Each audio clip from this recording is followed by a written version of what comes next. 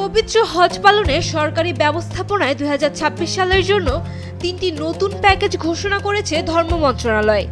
এর মধ্যে সর্বনিম্ন খরচ ধরা হয়েছে ৪,৬৭,১৬৭ টাকা, যা গতবারের তুলনায় ১১,০৭৫ টাকা কম। রোববার সচিবালয়ের সংবাদ সম্মেলনে ধর্মোপদেষ্টা আফম খালিদ হোসেন জানান, বিমান ভাড়া কমায় হাজিদের কিছুটা সাশ্রয় হবে।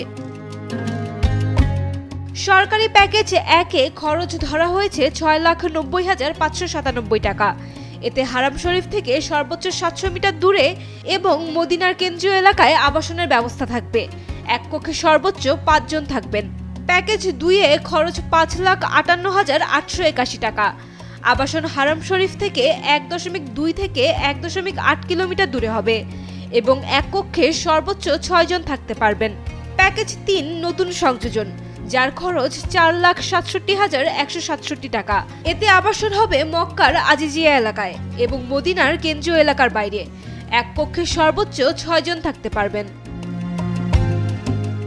উল্লেখ্য, চাঁদ দেখা সাপেক্ষে আগামী ২৬ মে হজ অনুষ্ঠিত হবে। বাংলাদেশ থেকে এবার ১,২৭,১৯৮ জন হজে যাওয়ার সুযোগ পাবেন। প্রাথমিক নিবন্ধন শুরু হবে ২৭ জুলাই এবং শেষ হবে ১২ October. Sayema Akter, Daily Sun.